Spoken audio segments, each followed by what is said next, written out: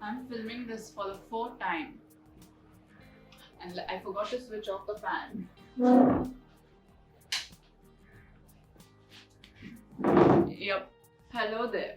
So you have probably bought a few alcohol markers or are planning to buy some, or you're just not comfortable. Wait, is there atta in the background? Can you just ignore that? Okay, I might just crop it from now onwards. But I'm not refilming this because I'm so done. So maybe you're not comfortable with the medium because there might be a few reasons. First of all, for beginners, I would have suggested these Ovu markers. Sorry, this side. Can you see it? But they have upped their price on Amazon, which really sucks. I bought these for 1,800 and now they're about 5,000. I have no clue why. And these are Bianyo. These have a brush tip and they costed me 4,000. So for now, maybe you can just buy the cheaper ones like Touch Cool, or whatever cheap markers that you can buy. But just make sure that they aren't permanent markers, because some duplicate markers are actually just permanent markers but they write they are alcohol markers. So yeah, just make sure, read the reviews. So the first thing I would like to say is using the right paper. I have Blue Stroke marker, basically paper for markers, okay, and it's great. You can also use mixed media paper. Just make sure you swatch on each paper that you're using, because the colors actually change according to your paper. So if you swatch on a cartridge sheet and work on a marker paper and take its reference, might not be good enough. From now onwards, I'll just do a voiceover so that you can also see me doing an artwork. Oh, by the way, I painted these flowers, and there are one at the bottom. I just don't know how to show you. Yep. Bye, before I get a cramp. So the second thing I would like to mention is to not over layer. If you're used to painting traditionally, you might be tempted to keep on layering with markers, but actually it can't really resist so much ink and it might just end up being a big mess. So you want to avoid over layering with markers. Just after I talked about over layering, the third point I would like to talk about is layering. So basically what I mean is, don't use darker shades of the same color because they might not be exact dark colors. If you want to just go one shade darker, just wait for the ink to dry and then just use the same marker on top of it. So then you don't have to worry about it being the right shade. You'll just get a slightly darker color of the color you needed. You can't exactly make colors with markers, right? So this might happen. You are using maybe orange like I'm using today, and you might not have a lot of shades in orange. You might be tempted to use a little warm color like brown or ochre. It would be quite visible. So if you want to avoid that, you can either just layer your orange, and if you want to still go like full shadow, then just use a warm gray. Then the fourth point I would like to talk about is this is such a favorite topic for me because this was the most exciting part before I ever used alcohol markers, and I had so much expectations, and when I finally got my markers, I realized that it doesn't really work the way I thought it's going to. Is the colorless blender.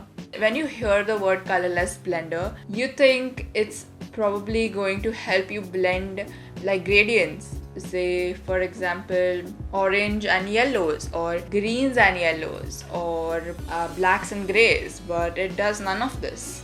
it's actually not even meant for blending colors. But what you can do with these blenders is, if you want to create a few highlights but not like white highlights, you can just go over with a colorless blender and it will lift the ink. The second use of a colorless blender is, listen, I don't know if this is right, I still love to do this. So when I want to get like a gradient and like that whole shaded effect, which is very difficult to achieve with markers, because as I said, you don't really get a lot of shades of the same color in the markers. So I sort of make the colorless blender and the color marker, both their tips kiss each other, so your colorless blender will have some color on it now, and then you just keep on coloring, and then eventually that ink will fade away, and so you get that beautiful gradient. And I've been doing this for 8 months. I've made very less artworks with markers, but I really believe that whatever I have made is quite impressive for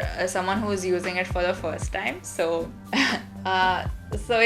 so I do really like to use the colorless blender that way, and that was the first thing I ever googled about markers, because I was so confused. I thought I could just blend two markers easily, because I used to watch all these videos on YouTube and I thought they were so good at it. At the time, I didn't really know it could actually be a challenging medium. I thought obviously they do it with a colorless blender. It was a deal breaker for me, to be honest, at that point. But now I love what a colorless blender does. Although it would be really cool if you could actually get a blender, like how I blend oil pastels with cotton.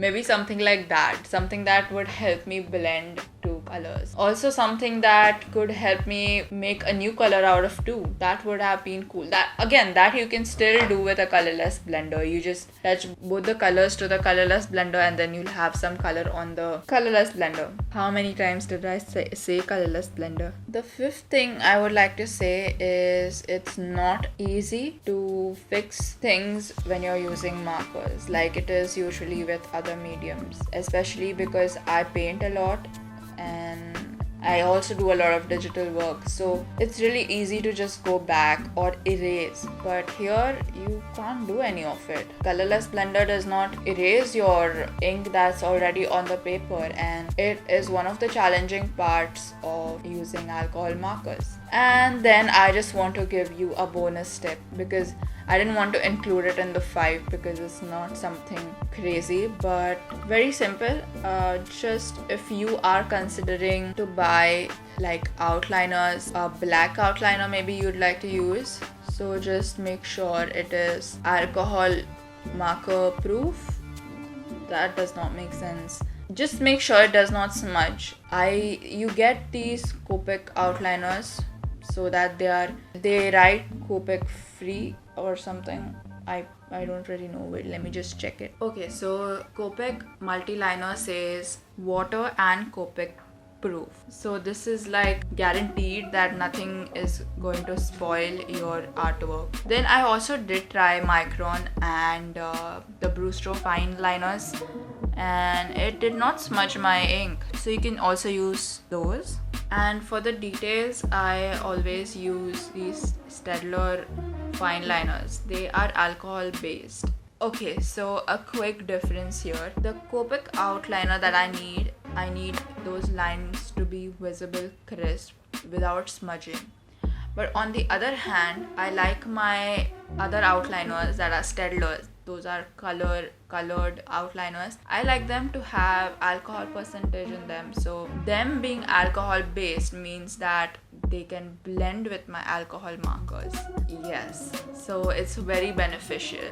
It sort of just goes hand in hand, and if you're not willing to buy, so you can always consider buying the alcohol based outliners, although it's not a must, but it does definitely come in handy if you're doing something very intricate, or also because they offer more colors. They might, like this orange for example, I don't have a darker shade of orange in my marker set, but I do have it in my outliner set.